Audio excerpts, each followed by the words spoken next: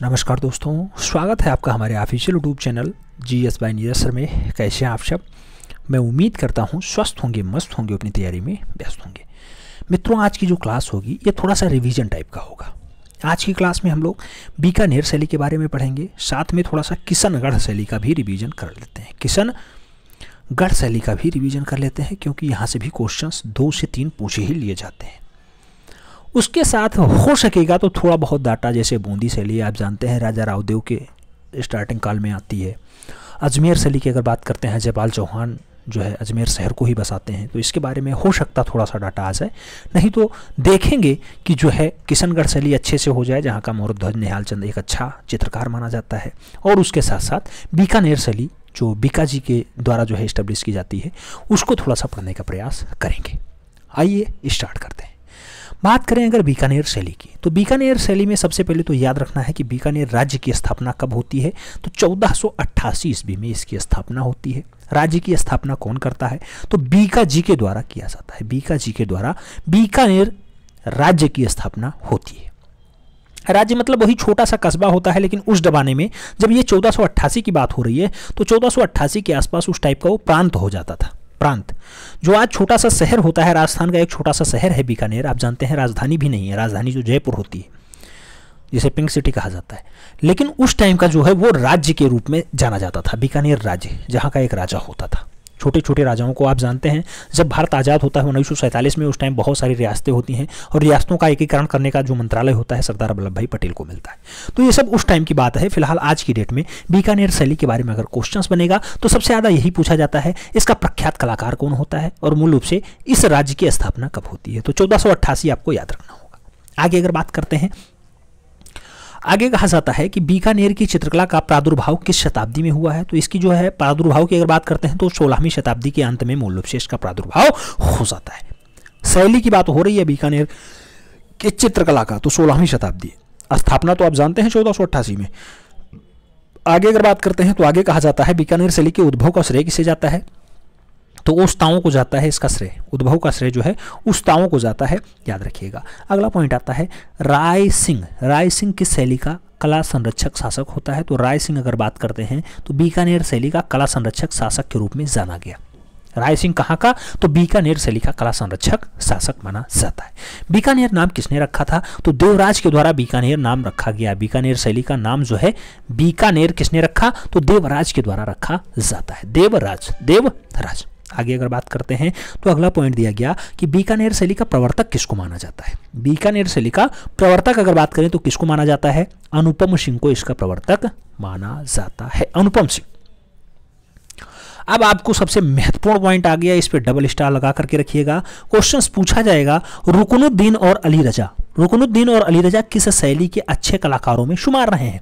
तो रुकनुद्दीन और अली रजा जो हैं ये बीकानेर शैली के अच्छे कलाकारों में शुमार रहे हैं। बीकानेर शैली के अच्छे कलाकार हैं रुकनुद्दीन और अली रजा। आगे अगर बात करते हैं, अगला पॉइंट क्या आता है? तो अगला पॉइंट आपसे कह रहा है कि बीकानेर शैली का प्रवर्तक किसे कहा जाता है। तो अनुपम सिंह को कहा जाता है। अभी आपने देखा था कि बीकानेर शैली का प्रवर्तक किसे कहा गया? अनुपम सिंह को कहा गया। पुनः वही पॉइंट रिपीट हो गया, हो सकता है गलतबाजी में हो गया हो, लेकिन याद रखिएगा क्वेश्चन से इंपॉर्टेंट है। ये पूछा जाएगा आपसे कि बीकानेर शैली का जो है प्रवर्तक कौन रहा या इसका अच्छा कलाकार कौन रहा। ठीक है, आगे बात होती है। दलपत सिंह, करण सिंह, सूरज सिंह किस राजा के पुत्र हैं।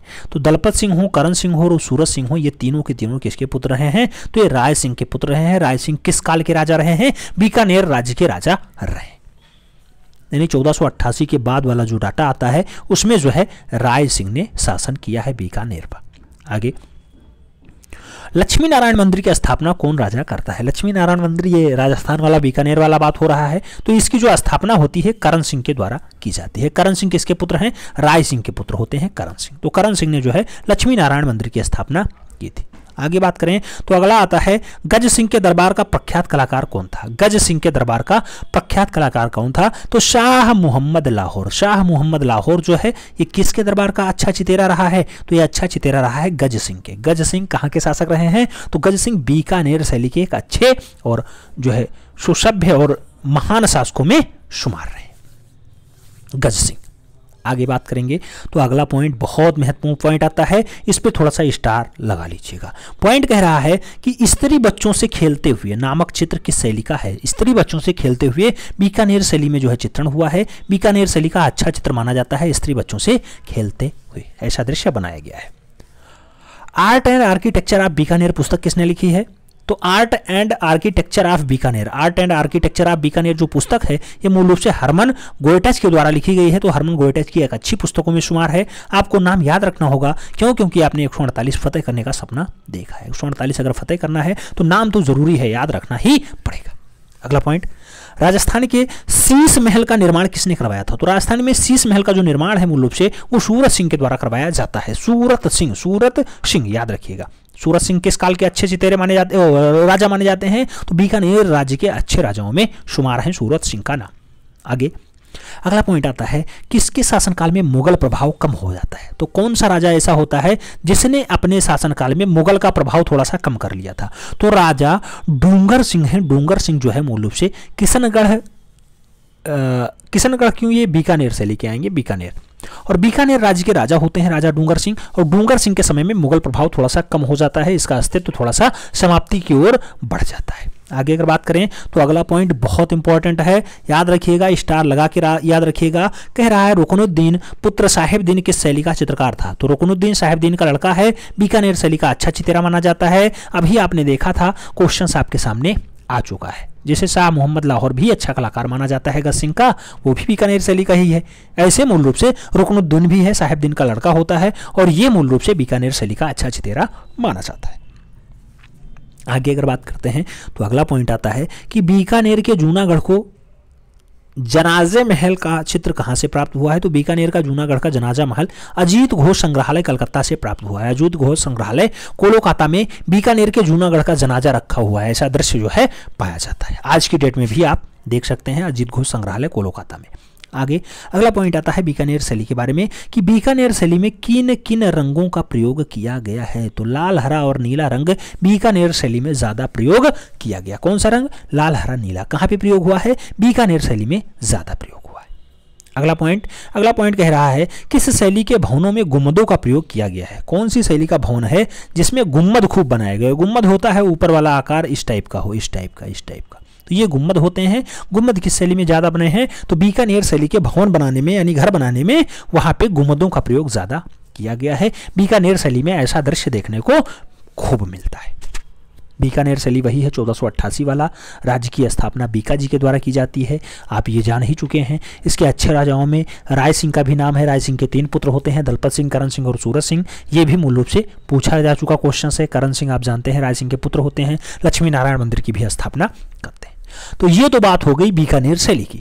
बीकानेर शैली के बाद हम लोग किशनगढ़ शैली के बारे में थोड़ा सा डाटा देख लेते हैं। किशनगढ़ शैली की अगर बात करते हैं तो किशनगढ़ शैली में भी बहुत अच्छे अच्छे क्वेश्चंस, जैसे आप जानते हैं भारत की मोनालिसा कही जाने वाली जरीना का भी चित्र किशनगढ़ शैली में ही बनता है। किशनगढ़ शैली की अगर बात करते हैं, मारवाड़ की प्रमुख शैलियों में जो है शुमार होती है। किस शैली को माना जाता है मारवाड़ की प्रमुख शैलियों में? किशनगढ़ शैली को ऐसी जो है मुख्य शैलियों के रूप में जाना जाता है, प्रमुख शैलियों में शुमार है, नाम जाना जाता है। आगे अगर बात करते हैं तो आगे कहा जाता है किशनगढ़ शैली को प्रकाश में किसने लाया? प्रकाश मतलब खोजने का काम किसने किया है? तो एरिक डंसन और जो है डॉक्टर फयाज अली ने किशनगढ़ शैली को खोजा है। तो एरिक डंसन का नाम आए या फिर मूल रूप से फयाज अली का नाम आए, आप याद रखिएगा, किशनगढ़ शैली को खोजने का काम इनका रहा है। किशनगढ़ शैली को खोजने का काम किसका रहा है? एरिक डिकंसन का रहा है या फिर डॉक्टर फयाज अली। अगला नाम 1609 ईस्वी में किशनगढ़ शैली की स्थापना किसने की? तो 1609 ईस्वी में किशनगढ़ की स्थापना किसके द्वारा? राजा किशन सिंह के द्वारा की जाती है। अगला पॉइंट आता है कि किशनगढ़ में किस वंश का शासन रहा है? किशनगढ़ में कौन सा वंश शासन करता था? तो राठौर वंश किशनगढ़ में शासन किया करता था, राठौर वंश। और किशन सिंह किस वंश के शासक रहे? राठौर वंश के शासक माने जाते रहे। मुगल शासक जहांगीर ने किशन सिंह को कितना मनसब दिया था? मनसब होता है उपहार, उपहार कितना दिया? तो मुगल शासक जहांगीर का काल आप जानते हैं मुगल काल का स्वर्ण काल कहलाता है, और स्वर्ण काल में जहांगीर ने किशन सिंह को जो है 500 मनसब दान दिया था। ये पूछा जा चुका क्वेश्चन है। 500 मनसब किसको दान दिया गया था? किशन सिंह को दिया गया था। किशनगढ़ जो है किशन सिंह कहाँ के जो है नवाब हुआ करते थे, यानी कहाँ के जो है शासक हुआ करते थे? तो आप जानते हैं कि किशनगढ़ के अच्छे शासक माने जाते थे। किशनगढ़ मतलब उस टाइम का राठौर वंश। आगे अगर बात करें तो अगला पॉइंट आता है कि जहांगीर ने किशन सिंह को किसकी उपाधि दी थी? तो स्वामी और महाराज की उपाधि जहांगीर ने दी थी किशन सिंह को। ये एक महान उपाधि, बड़ी उपाधि मानी जाती है उस टाइम की। आगे बात करते हैं तो आगे कहा जाता है सामंत सिंह के पिता का नाम क्या रहा है? तो राज सिंह मूल रूप से सामंत सिंह के पिता रहे। राज सिंह जो है सामंत सिंह के पिता रहे हैं। राज सिंह को कितने ग्रंथों की रचना की? तो राज सिंह हैं जो आगे चल करके 33 ग्रंथों की रचना करते हैं। ग्रंथों की और कोई ग्रंथ हल्के लेवल का नहीं है, सभी इंपॉर्टेंट ग्रंथ हैं, इसलिए सभी को याद रखना होगा। ये पूछा गया क्वेश्चन से, राज सिंह कितने ग्रंथ लिखते हैं? तो 33 ग्रंथों की रचना करते हैं। राज सिंह किसके पिता होते हैं? सामंत सिंह के पिता होते हैं। सामंत सिंह ने चित्रकला विभाग का अध्यक्ष किसे चुना? तो सामंत सिंह ने चित्रकला विभाग का जो अध्यक्ष बनाया वो निहाल चंद्र को बनाया। तो सामंत सिंह ने चित्रकला विभाग का अध्यक्ष किसे बनाया है? निहाल चंद्र को बनाया है। निहाल चंद्र याद रखिएगा, नाम इंपॉर्टेंट है। आगे अगर बात करेंगे तो अगला पॉइंट आता है कि सामंत सिंह का उपनाम क्या होता है? तो सामंत सिंह मूल रूप से अपने आप को क्या कहते हैं? नागरी दास कहा करते हैं। सामंत सिंह वही राज सिंह का लड़का है, नाम है नागरी दास, अपने आप को नागरी दास कह करके पुकारा करते थे सामंत सिंह। ठीक है, आगे बात करेंगे सामंत सिंह के प्रमुख कलागुरु कौन रहे? तो रणछोड़ दास या फिर रणछोड़ जी मूल रूप से सामंत सिंह के प्रमुख कलागुरुओं में शुमार रहे हैं। प्रमुख कलागुरु कौन? तो सामंत सिंह के प्रमुख कलागुरु रणछोड़ जी रहे हैं, याद रखिएगा, रणछोड़ जी। आगे अगर हम लोग बात करें तो अगला पॉइंट आता है सामंत सिंह किस देवता के भक्त थे? तो मूल रूप से भगवान श्री कृष्ण के भक्त होते हैं। क्यों? क्योंकि किशनगढ़ शैली में सबसे ज्यादा जो चित्रण का कार्य हुआ है वो राधा और कृष्ण के प्रेम का हुआ है। तो ये मूल रूप से जो देवता के भक्त होंगे ये मूल रूप से भगवान श्री कृष्ण की ही पूजा करेंगे। आगे बात होगी।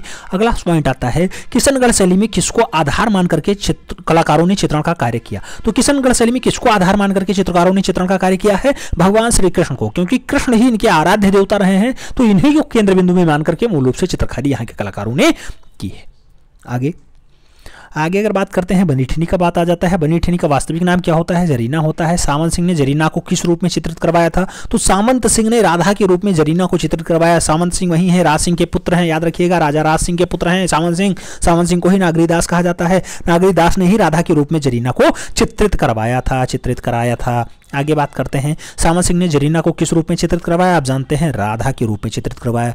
बनीठनी किस जो है शहर में सेविका थी? तो सेविका के रूप में यानी अंतःपुर में, दिल्ली अंतःपुर कहा जाता था। तो दिल्ली में सेविका थी जरीना, और जरीना को देख करके सामंत सिंह को प्रेम हो जाता है और फिर मूल रूप से ये प्रेम कथा आगे बढ़ती है और इसको जो है महारानी अपने पास बुला लेती हैं। फिर यहाँ पे वो जो है कुछ कार्य करना स्टार्ट करती है। बनीठनी नामक चित्र कौन चित्रकार बनाता है? तो निहाल चंद्र वहां का सबसे अच्छा चितेरा माना जाता था। तो निहाल चंद्र सामंत सिंह के चित्रकला विभाग का अध्यक्ष भी था। तो यही निहाल चंद्र जो है बनाएगा बनीठनी का चित्रण यानी जरीना का चित्रण। आगे कहा जाता है सामंत सिंह के चित्र ग्रंथों की संख्या कितनी रही है? तो सामंत सिंह ने कितने चित्रित ग्रंथ बनाए? सामंत सिंह ने 75 बनाए। जबकि आप राजा राज सिंह को देखेंगे, राजा राज सिंह कितने बनाते हैं? 33 बनाते हैं, 33। और सामंत सिंह कितने बनाते हैं? 75। सामंत सिंह का जो है दरबारी चित्रकार कौन था? आप जानते हैं, निहाल चंद्र था।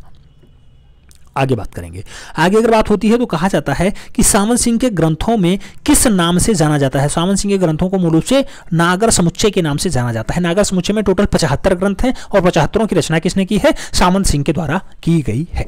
आगे निहाल चंद्र के चित्रकार पिता का नाम क्या था? तो निहाल चंद्र के चित्रकार पिता का नाम जो है मूलराज रहा है। आगे कहा जाता है मूलराज किसके दरबार में चित्रकार थे? तो मूलराज मूल रूप से जो है मान सिंह के दरबार में दरबारी चित्रकारों के रूप में शुमार रहे हैं। मान सिंह के दरबारी चित्रकारों में मूलराज का संबंध रहा है।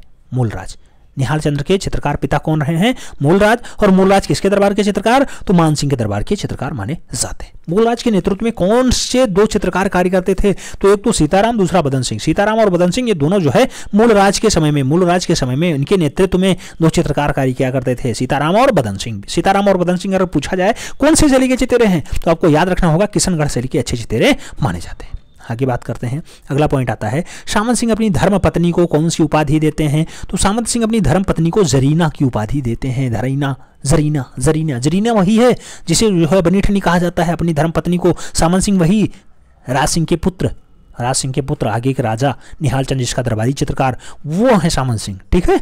आगे जरीना को दिल्ली से किशनगढ़ कौन लाया था? तो सामंत सिंह की सौतेली माँ है, वो जो है मूल रूप से उसे दिल्ली से किशनगढ़ बुला लेती हैं और जरीना वहीं पर रहना स्टार्ट करती है। आगे अगर बात करते हैं बनी ठनी चित्र की तुलना किस यूरोपीय चित्रकार से की जाती है, तो बनी ठनी की तुलना मोनालिसा से की जाती है। मोनालिसा किस चित्र को भारत की मोनालिसा कहा जाता है, तो वही बनी ठनी को कहा जाता है बनी ठनी। अगला पॉइंट आता है चांदनी रात में संगीत गोष्ठी किस शैली का चित्र है, तो चांदनी रात में संगीत गोष्ठी जो बनाने का कार्य हुआ है वो किशनगढ़ शैली में हुआ है, बहुत अच्छे से हुआ है। आगे श्यामा सिंह के पिता राज सिंह के दरबार के दो चित्रकार कौन थे, राज सिंह के दरबार के दो चित्रकार कौन हैं, भवानी दास और कल्याण दास। भवानी दास और कल्याण दास किसके दरबार के चित्रकार रहे हैं, तो श्यामा सिंह के पिता हैं राज सिंह, और राज सिंह आप जानते हैं एक अच्छे शासक के रूप में विद्यमान होते हैं, आगे चलकर स्थापित होते हैं, तो उनके दरबारी चित्रकारों में भवानी दास और कल्याण दास रहे हैं, जबकि श्यामा सिंह के दरबार में निहाल चंद्र अच्छा चित्रकार माना जाता रहा है। और मूलराज के नेतृत्व में कौन दो चित्रकार रहते थे, तो सीताराम और बदन दास थे। ठीक है, आगे बात करेंगे। अगला पॉइंट क्या आता है, अगला पॉइंट आता है कल्याण सिंह के दरबार का चित्रकार कौन रहा है, तो लाडली दास जो है कल्याण सिंह के दरबार का चित्रकार रहा है। कल्याण सिंह किशनगढ़ शैली के, किशनगढ़ राज्य के जो है अच्छे शासक माने जाते रहे। आगे की अगर बात होगी तो अगला पॉइंट कह रहा है आरंभिक चित्र युवराज राज सिंह घोड़े पर सवार। युवराज राज सिंह घोड़े पे सवार है, कौन सी शैली का चित्र है, तो ये भी किशनगढ़ शैली का अच्छा चित्र माना जाता है कि युवराज राज सिंह घोड़े पे सवार है, ऐसा दृश्य बनाया गया है किशनगढ़ शैली में। आगे किस शैली में आरंभिक चित्रों का विषय जो है आखेट और दरबार रहा है, तो किशनगढ़ शैली में सबसे ज्यादा आखेट और उसके बाद दरबार का चित्र खूब ज्यादा बनाया गया है। किशनगढ़ शैली में सबसे खासम खास हो जाता है डॉक्टर फैयाज अली और एरिक्सन ने जो है जिसे खोजा था, उसमें सबसे फेमस नाम राजा सामंत सिंह का ही होता है, जो राज सिंह के पुत्र होते हैं, और निहाल चंद्र अच्छा उनका कलाकार होता है, कला विभाग का अध्यक्ष होता है, जिसने मूल रूप से जरीना को बनाया नहीं, भारत की बनी ठनी को बनाया। किस शैली में आरंभिक चित्रों का विषय जो है आखेट और दरबार रहा, तो उसे कहा जाता है किशनगढ़ शैली। अगला पॉइंट आता है कृष्ण गोपियों के साथ नृत्य करते हुए किस शैली का चित्र है, तो किशनगढ़ शैली का यह चित्र माना जाता है। सांझी लीला किस शैली का चित्र है, तो सांझी लीला किशनगढ़ शैली और राजस्थान शैली का जो है अच्छा चित्र माना जाता है। अगला पॉइंट रुक्मणी मंगल और लाल बाजार किस शैली का चित्र माना जाता है, तो रुक्मणी मंगल और लाल बाजार की अगर बात करते हैं, दोनों की दोनों रचनाएं प्रख्यात रचनाएं हैं और किशनगढ़ शैली की अच्छी रचनाओं में शुमार है। याद रखिएगा कुछ महत्वपूर्ण बिंदु आते हैं तो जिसमें चित्रकारों के नाम आते हैं। सबसे पहले तो आपको मोर ध्वज निहाल चंद्र का नाम याद रखना होगा, अच्छे कलाकार हैं किशनगढ़ शैली के। सीताराम हो गए, अमरचंद हो गए, नानक राम हो गए, लाडली दास हो गए, भवानी दास हो गए, बदन सिंह हो गए, घन्ना हो गए, सवाई राम हो गए, तुलसीदास हो गए। उसके साथ साथ सूरजमल हो गए, सूरजमल के साथ साथ छोटू हो गए, अमरू हो गए, भंवरलाल हो गए, तुलसीदास हो गए, घन्ना हो गए, बदन सिंह हो गए। ये सब कहाँ के अच्छे चितेरे माने जाते हैं, तो इस सब के सब किशनगढ़ शैली के अच्छे से अच्छे कलाकार माने जाते हैं, अच्छे कलाकारों में गिने जाते हैं। नाम याद रखिएगा, सभी कलाकारों में कुछ ना कुछ नाम पूछ लिया जाता है कि कौन सा कलाकार किस शैली का अच्छा चितेरा है। ठीक है, आगे बात करेंगे। किशनगढ़ की अगर बात करते हैं तो किशनगढ़ ने सन 1717 ईस्वी में भागवत पुराण का चित्र करवाया, किसने, निहाल चंद्र ने। भागवत पुराण का 1717 में चित्रण किसने किया, किशनगढ़ शैली में निहाल चंद्र ने किया है, याद रखिएगा। किशनगढ़ में गीत गोविंद का चित्रण किसने किया, तो लाडली दास ने गीत गोविंद का चित्रण किशनगढ़ शैली में बहुत अच्छे से किया है। किशनगढ़ के चित्रकार किस धर्म से प्रभावित रहे, तो आप जानते हैं किशनगढ़ में भगवान कृष्ण को ज्यादा माना जाता था, यानी वैष्णव धर्म से उसको प्रभावित रहेंगे, वैष्णव धर्म से ज्यादा प्रभावित रहे कलाकार हैं। आगे बात करेंगे किशनगढ़ शैली का प्रसिद्ध आलोचक कौन होता है, तो जो इसका खोज करता होता है वही आलोचक होता है, नाम होता है डॉक्टर फयाज अली खान। फयाज अली खान जो है इसके प्रसिद्ध आलोचकों में शुमार है। आगे बात करेंगे तो अगला पॉइंट आता है किशनगढ़ शैली की प्रमुख विशेषता क्या रही है, किशनगढ़ शैली की प्रमुख विशेषता क्या रही, नारी सौंदर्य चित्रण इसका प्रमुख विशेषता के रूप में जाना जाता है। किशनगढ़ शैली में जरीना को कौन सा वस्त्र, जरीना यानी बनी ठनी कौन सा वस्त्र, तो साड़ी पहनाया गया है, साड़ी पहना के दर्शाया गया है। आगे बात करते हैं, कहा गया किशनगढ़ में चित्रित छोटी लाल रंग की नौकाएं किसका प्रतीक हैं, छोटी लाल रंग की नौकाएं मूल रूप से प्रेम का प्रतीक मानाई जाती हैं, प्रेम का प्रतीक है कहाँ की, किशनगढ़ शैली की। आगे किस शैली को रहस्यमयी कल्पनाओं का अमूर्त रूप कहा जाता है, कौन सी शैली को रहस्यमयी कल्पनाओं का अमूर्त रूप कहा जाता है, किशनगढ़ शैली को कहा जाता है, किशनगढ़ शैली को। आगे बात करेंगे, अगला पॉइंट आता है किस शैली में चांदी के रंग से पानी को बनाया गया है, चांदी के रंग से पानी को बनाया गया है। ऐसा दृश्य किशनगढ़ शैली में खूब दिखाया जाता है कि गोल्डन कलर में, अच्छा गोल्डन कहाँ, वो तो स्वर्ण हो जाता है, चांदी के कलर में यानी सफेद कलर में थोड़ा सा, तो चांदी वाले कलर में मूल रूप से पानी को बनाया गया है, किशनगढ़ शैली की ऐसी विशेषता मानी जाती है। अगला पॉइंट, किशनगढ़ शैली के चित्र भारत के किस संग्रहालय में सुरक्षित हैं, तो भारत के दिल्ली और भारत कला भवन दोनों जगह ये सुरक्षित पाए जाते हैं किशनगढ़ शैली के चित्र। आगे की अगर बात करते हैं तो अगला पॉइंट आता है कि शैली के चित्रों में छाया प्रकाश का प्रयोग किया गया है। छाया प्रकाश का प्रयोग कहाँ किया गया? किशनगढ़ शैली में थोड़ा सा ज़्यादा किया गया है। आगे बात करते हैं तो अगला पॉइंट आता है किस शैली के चित्रों में हाशिए गुलाबी और हरे रंग से बनाए गए। हाशिए होता है कॉर्नर वाला और उसे जो है बहुत अच्छे से किस रंग में? गुलाबी रंग और हरे रंग में बनाया गया है। ऐसा कार्य जो है किशनगढ़ शैली में बखूबी अच्छे से किया गया है। तो किशनगढ़ शैली से अगर क्वेश्चंस बन सकता था तो इतना पर्याप्त डाटा है। उम्मीद है आपको किशनगढ़ शैली और उसके साथ साथ बीकानेर शैली समझ में आया होगा, जो आपको नए अंदाज में कराया गया। राजा राज के चित्रों को याद रखिएगा, 33 करते हैं, और उसके साथ साथ आप ये याद रखिएगा कि सामंत सिंह जो है 75 ग्रंथ बनाते हैं। राजा राज सिंह सामंत सिंह के पिताजी हैं, तो पिताजी कम बनाएंगे यानी 33 बनाएंगे, और पुत्र जो है राजा सामंत सिंह वो 75 बनाएगा। 75 ग्रंथों की रचना इन्होंने। उम्मीद है समझ में आया होगा। अभी मिलते हैं नेक्स्ट में, तब तक के लिए जय हिंद, दिल से सैल्यूट, वंदे मातरम।